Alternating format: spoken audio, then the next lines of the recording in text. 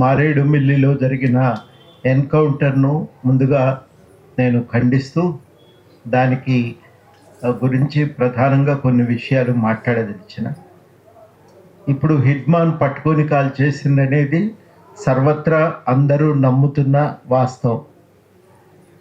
లేదు ఆయన ఎన్కౌంటర్లో చనిపోయాడని చెప్తే ఎవ్వరు కూడా వినటానికి కూడా ఇవాళ సిద్ధంగా లేరు. కారణాలు, వివరాలు అన్నింటి జోలికి పోవలసిన అవసరం లేదు. కానీ ప్రధానంగా ఎందుకంటే ఆయన కూడా ఏదో ఒక మేరకు బయట రావాలి, మాట్లాడదామనే ఆలోచనతో ఉన్నాడని, ఆ క్రమంలోనే ఇటువైపు ఆంధ్రప్రదేశ్కి వస్తుంటే దారిలో ఎక్కడ పట్టుకున్నారో కానీ పట్టుకొని చంపేశారనేదే ఇవాళ అందరికీ కలుగుతున్న అభిప్రాయం. పైగా ఆ ఊరి వాళ్ళు ఆయన శవాన్ని చూసిన తర్వాత చాలా విషయాలు వాళ్ళు అక్కడ లోకల్ హిందీ ఛానల్స్కు చెప్పారు. వాళ్ళు కాళ్ళు ఇరిగి ఉన్నాయని, చర్మం ఒలిసేసిండ్రని, అక్కడక్కడ చాలా విపరీతమైన గాయాలు వాళ్ళ శరీరం మీద, ఆయన శరీరం మీద కానీ ఆయన భార్య రాజేష్ శరీరం మీద కానీ ఉన్నాయని వాళ్ళు చాలా నిర్ద్వందంగా చెప్తున్నారు. ఎన్కౌంటర్ అయితే ఇన్ని గాయాలు ఉండవు కదా అనే మాట కూడా వాళ్ళు మాట్లాడుతున్నారు. ఆదివాసులు నేను చెప్తున్న మాట, ఆయన బంధువులు, ఆ గ్రామస్తులు చూసి చెప్తున్నటువంటి విషయాలు. వాళ్ళు ఫోటోలు చూయించుకుంటూ జర్నలిస్టులకు ఆ వివరాలన్నీ చెప్తున్నారు. అంతగా గాయాలు, చిత్రహింసలు పెట్టి వాళ్ళను చంపటం చాలా అన్యాయం. ఇది దీన్ని ఇవాళ అందరు కూడా నిర్ద్వందంగా ఖండిస్తున్నారు. ప్రభుత్వమేమో హిడ్మాను చంపేసి ఇంకా మావోయిజమే లేకుండా చేద్దామని చెప్పి వాళ్ళు ఒక ఆలోచనతో నడుస్తుంటే, రాజకీయంగా ఆయన ఒక శక్తిగా లేకుండా చేయాలని చూస్తుంటే, హిడ్మా మాత్రం ఇవాళ ప్రజలకు ఒక హీరోగానే మిగిలిపోయాడు. మొత్తంగా మనకు కొమరం భీం ఎట్లనో,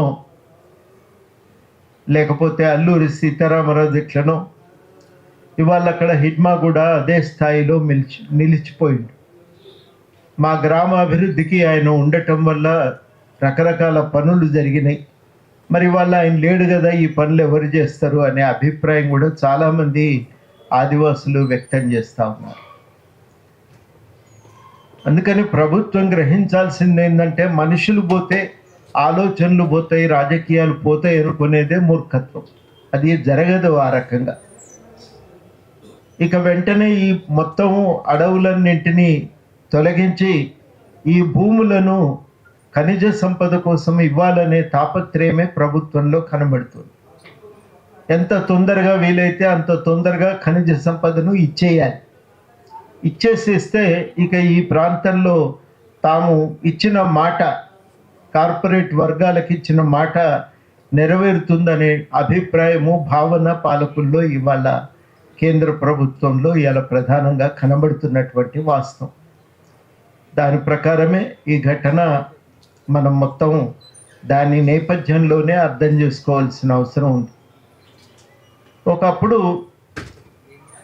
ఆదివాసీ ప్రాంతాలకు మనం షెడ్యూల్ 5, షెడ్యూల్ 6 కల్పించిన ఏం చేయలేకపోతున్నామనే అభిప్రాయం ఏర్పడింది.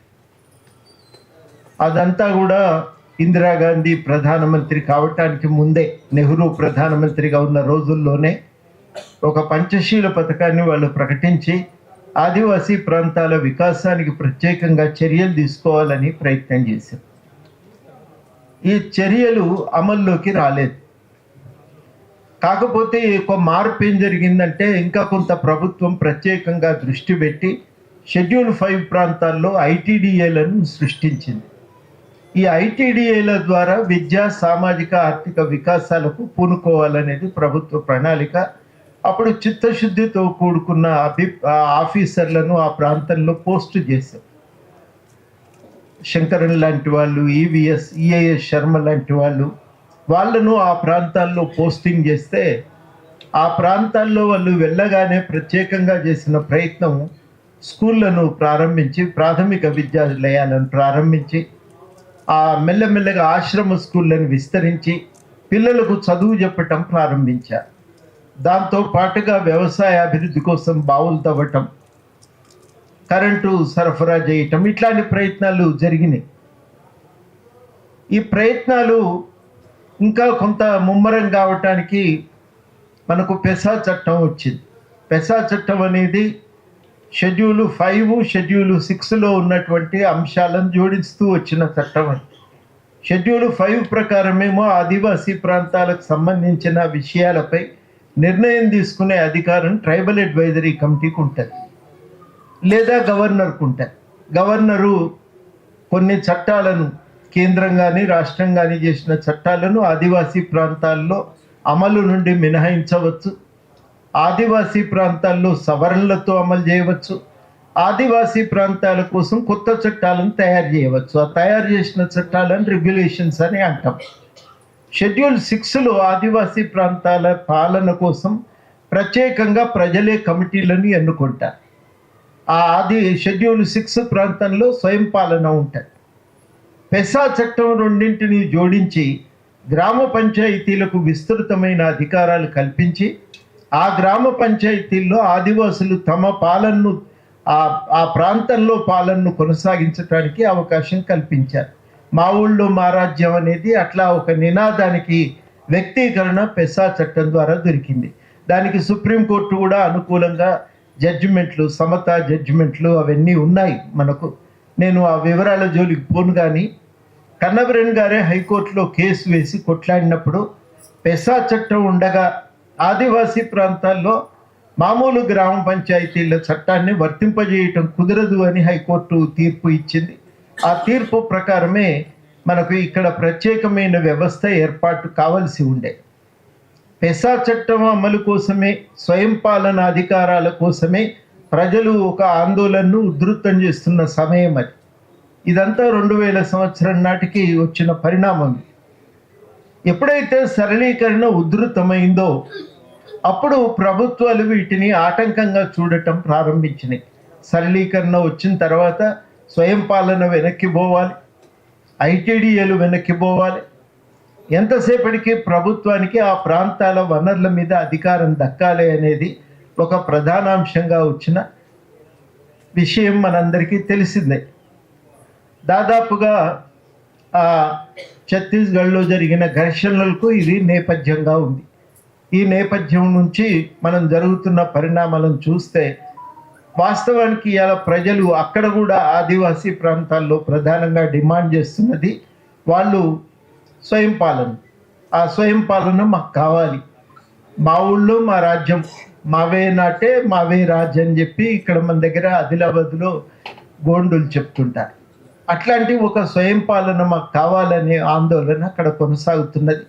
ప్రభుత్వానికి ఏమో ఈ ఖనిజ సంపదను కార్పొరేట్ రంగానికి అప్పజెప్పాలనేదే ఈ సరళీకరణకున్న ప్రధానమైన లక్ష్యం. ఈ రెండింటి మధ్యన చెలరేగినటువంటి ఘర్షణ ఫలితం మనం చూస్తున్నాం. మనం ఒక రాజకీయ పరిష్కారం అంటే అర్థము స్వయం పాలనాధికారాన్ని విస్తరించడం అనేదే మనం ప్రధానంగా కోరుకుంటున్నాం. ఆ పాలనాధికారాలను సాధించుకోవటం చాలా చాలా అవసరం. ఈ మొత్తంలో మనం ఏం వ్యూహం అనుసరిస్తాం అవన్నీ కూడా నేను చెప్పటానికి ఇవాళ ఇక్కడికి రాలేదు. ఒకటి మాత్రం వాస్తవం ఏంటంటే మారుతున్నటువంటి టెక్నాలజీ నేపథ్యంలో జాగ్రత్తగా చాలా విషయాలు ఆలోచించుకోవాల్సిన అవసరం అయితే ఉంది. ఈ స్వయం పాలనాధికారాన్ని విస్తరించుకోవటానికి ప్రత్యేకమైన ప్రయత్నము, దానికి సంబంధించిన విశేషమైనటువంటి ప్రచారము, ఇవి రెండింటి మీద ఎక్కువగా దృష్టి పెట్టవలసిన అవసరం ఉంది. రకరకాల పద్ధతుల్లో స్వయం పాలనాధికారానికి ప్రభుత్వం తూట్లు పొడుస్తూ ఉంటుంది. ఉదాహరణకి ఒక గ్రామ పంచాయతీని ఒక మండలంలో కలిపి ఉంచవచ్చు, తీసి పక్క మండలంలో వేయవచ్చు. ఒక మండలంలో వేస్తే ఆ మండలంలో ఉన్నవన్నీ ఆదివాసీ గ్రామ పంచాయతీలు, షెడ్యూల్ ప్రాంతంలో ఉన్న గ్రామ పంచాయతీలే కనుక అయితే వాటికి పెసా చట్టం వర్తిస్తుంది. అదే గ్రామాలను పక్క పంచాయతీకి తీసుకుపోయి షెడ్యూల్ ప్రాంతాల వెలుపల ఉన్న గ్రామాలను తెచ్చి కలిపినట్టయితే ఆ యూనిట్కు ఉన్న పరిపాలన సమగ్రత సంపూర్ణంగా దెబ్బతింటారు. ఇది సాధారణంగా జరిగింది. జిల్లాల కూర్పు చేసేటప్పుడు మన రాష్ట్రంలో ఆదివాసులు చాలా ఆందోళనలు చేశారు. ఖమ్మం జిల్లా నుంచి కొన్నింటిని మీరు కొత్తగూడెం జిల్లాలో కలపండి, అక్కడ ఆదివాసీల ప్రాబల్యం పెరుగుతుంది, కొంత స్వయం పాలనాధికారాలు దక్కుతాయని ఆందోళన చేస్తే కూడా పట్టించుకోలేదు. జిల్లాల కూర్పు చేసేటప్పుడు ఎంతసేపటికి రియల్ ఎస్టేట్ అవసరాలే తప్ప ఆదివాసుల ప్రయోజనాలను గుర్తు చేసుకోలేదు. ఇట్లాంటి నిర్లక్ష్యాల వల్ల తలెత్తినటువంటి వైరుధ్యాలు ఇవాళ మనకు చాలా తీవ్రంగా, చాలా బలంగా కనబడతా ఉన్నాయి. వీటన్నింటికీ ఒక పరిష్కారంగా స్వయం పాలనాధికారం అనేదే మనం ప్రధాన డిమాండ్గా ఇవాళ ఆదివాసులు లేవనెత్తుతున్నారు. ఈ డిమాండ్లు లేకపోవటం చేత అక్కడ తీవ్రమైనటువంటి పరిపూర్తి చేయకపోవటం చేత తీవ్రమైన నిర్లక్ష్యానికి గురైపోతున్నారు. మనం నమ్మం కానీ జూన్, జూలై, ఆగస్టు మాసాల్లో విపరీతమైనటువంటి ఆకలి, వెనుకబాటుతనం మనకు ఆదివాసీ ప్రాంతాల్లో కనబడుతుంది. చాలా ప్రాంతాల్లో ఆదివాసులు అప్పులు దేనికి చేస్తారంటే, రైతులు అప్పులు దేనికి చేస్తారంటే వ్యవసాయ పెట్టుబడికి. ఆదివాసీ ప్రాంతాల్లో తిండి గింజల కోసం అప్పు చేస్తుంటారు. ఇట్లాంటి దుర్భరమైన పరిస్థితులు ఉంటాయి అక్కడ. వీటన్నింటికీ ఒక పరిష్కారం, భూమి మీద అధికారం, తమ వనరుల మీద తమకు అధికారం, తమ ప్రాంత అభివృద్ధి కోసం కనీస సౌకర్యాలు, ఇవన్నీ కూడా వాళ్ళు కూడా కోరుకుంటూ ఉంటారు. ఇలా బస్తర్ ప్రాంతంలో 2 రోజులు వాళ్ళు నడిచి వెళ్తే కానీ వాళ్ళకు రేషన్ దొరకదు. 2 రోజులు నడుచుకుంటూ వెళ్ళిన తర్వాత అక్కడ రేషన్ షాప్ లేకపోతే మళ్ళీ 2 రోజులు వెనుకకు రావాలి, మళ్ళీ 2 రోజులు అక్కడి దాకా నడుచుకుంటూ పోవాలి. పక్కనే రేషన్ షాప్ ఒకటి ఉండొచ్చు, లేకపోతే ఊరి దాకా వచ్చి రేషన్ ఇచ్చిపోవచ్చు కదా. ఇట్లాంటి చిన్న చిన్న సౌకర్యాలు కూడా అక్కడ లేకపోవటం అనేది మనం ప్రత్యేకంగా గమనించాలి. ఇవే కదా ఘర్షణకు దారితీసే, నిత్య జీవితంలో ఉండే అవసరాలు అవే కదా ఘర్షణకు దారితీసే. ఈ నేపథ్యంలో చాలా చాలా విస్తృతమైనటువంటి ఒక ప్రజా సమూహాన్ని కదిలించి విస్తృతమైనటువంటి ప్రజాస్వామిక విలువల పునాది మీద ఆలోచించకపోతే చాలా కష్టమవుతుంది. చాలా, ఎందుకంటే ప్రభుత్వానికి, కేంద్ర ప్రభుత్వం నేను ప్రధానంగా చెప్తున్నది, ఎంతసేపటికి ఏమున్నదంటే ఇవాళకి ఇక్కడ ఈ వనరుల మీద నాకు అధికారం దొరికితే అది కార్పొరేట్ కంపెనీలకు ఇచ్చేయాలనేది ఒకటే మనకు కనబడతా ఉంటుంది. ఈ ధోరణిని వ్యతిరేకించడానికి ఎంతమందిని వీలైతే అంతమందిని కలవగలిగితే, ఎంత విస్తృతంగా, ఎంత ప్రజాస్వామికంగా ఆలోచించగలిగితే అంత ఉపయోగకరం. అది వాళ్ళకి అవసరం. ఆ విస్తృత జనబాహుల్యం కలవటం అనేది అంత మామూలు విషయమేం కాదు. మనల్ని ఆలోచించకుండా కట్టడి చేసేది రకరకాలైనటువంటి రూపాల్లో ప్రభుత్వం చేస్తూనే ఉంటుంది. మునుపటి కాలం కూడా కాదు, అదేదో రావాలి బయట నుంచి తుపాకులు పట్టుకొని వచ్చి కొడితేనే అయిపోతుంది అనుకుంటున్నాం. ఏం కాదు, మన ఇంట్లో ఉన్న టీవీనే మన మీద ఒక పెద్ద అస్త్రంగా, ఒక శస్త్రంగా మన మీద నిరంతరం మన ఆలోచనల మీద ఒక ఆధిపత్యాన్ని చెలాయిస్తూ ఉంటాయి. ఇవన్నీ జరుగుతున్నటువంటి నేపథ్యం మన ఆలోచనలని ఇంకా కాస్త పదును పెట్టి ఇవాళ ప్రపంచ స్థాయిలో సాగుతున్నటువంటి రకరకాల ప్రజాస్వామిక ఉద్యమాలను అధ్యయనం చేయటం, నేర్చుకోవటం, వాటి నుంచి వాటి ఆధారంగా ఒక విస్తృతమైనటువంటి ప్రజాందోళనలకు మనం పూనుకోవటం ఇవాళటి అవసరం. ఇవేమీ పెద్ద, నేను చెప్పేది ఏదో పెద్ద కొత్త సమాజ నిర్మాణం కూడా కాదు. మనుషుల యొక్క జీవించే హక్కు పరిరక్షణ కోసం, మనుషుల యొక్క వాళ్ళ ప్రత్యేక అస్తిత్వాన్ని రక్షించుకోవటం కోసం, ఆత్మగౌరవంతో బతకటం కోసం ఇవన్నీ కూడా చాలా చాలా అవసరం. ఆ అవసరాలను మనం గుర్తించి వాటిని పరిపూర్తి చేయటానికి పూనుకుంటే అది చాలా ఉపయోగకరంగా ఉంటుంది. ఆ ప్రయత్నాలు ఇవాళ మనం వాటి మీద దృష్టి పెట్టాలి. ఇవాళ హిడ్మాకు సంబంధించిన ఎన్కౌంటర్ విషయంలో ఒక విచారణ జరగాలి. చాలా స్పష్టంగా మానవ హక్కుల కమిషన్ గైడ్లైన్స్ను జారీ చేసింది. గైడ్లైన్స్లో సుప్రీంకోర్టు కూడా స్పష్టమైన జడ్జిమెంట్ ఇచ్చింది. మన దగ్గర ఆంధ్రప్రదేశ్ పౌర హక్కుల సంఘం ఆ రోజుల్లో జాతీయ మానవ హక్కుల కమిషన్ కొత్తగా ఏర్పడ్డది. మానవ హక్కుల కమిషన్ ఏర్పడటానికి కూడా కారణం ఏంటంటే అప్పుడు విచ్చలవిడిగా ఈ లాకప్ హత్యలు జరుగుతున్నాయి. ఆ లాకప్ హత్యల మీద చాలా విచారణ జరుగుతూ ఉండగా వాటిపై స్పందించి ఆమ్నెస్టీ ఇంటర్నేషనల్ ఒక విపులమైన నివేదికను తీసుకొచ్చింది. ఆ నివేదిక ఆఖరిలో ఏం చెప్తుందంటే గవర్నమెంట్ చట్టపరంగా చర్యలు తీసుకుంటే వీటిని ఆపొచ్చు అని రాస్తున్నారు. దానిపైన అంతర్జాతీయ స్థాయిలో తీవ్రమైన ఆందోళన చెలరేగింది.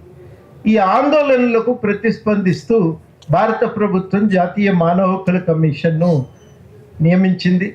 వెస్లీ గారు వచ్చారు, వారిని కూడా వేదిక మీదకి ఆహ్వానిస్తూ వారిని అప్పుడు ఈ జాతీయ మానవ హక్కుల కమిషన్ ఏర్పడ్డది. మరి ఈ మానవ హక్కుల కమిషను పనికి వస్తుందా రాదా, కోర్టులు లేవా, ఈ చర్చ చాలా జరిగింది మా మధ్యన ఆ రోజుల్లో.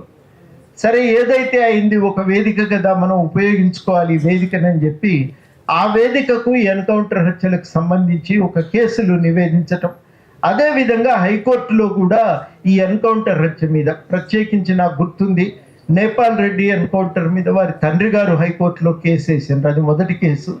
ఆ తర్వాత చాలా కేసులు మధుసూదన్ రాజు ఎన్కౌంటర్ మీద కేసు ఒకటి. ఈ ఎన్కౌంటర్ల మీద ఈ విచారణ జరిగినాక సుప్రీంకోర్టు ఒక మాట ఏమన్నదంటే, చంపే అధికారం ఎవరికీ లేదు. కన్నబిరన్ ఊక చెప్పేది మాకు, చంపే అధికారం ఎవరికి లేదురా, ఒక్క చట్టంలో చూపించండి నాకు అని.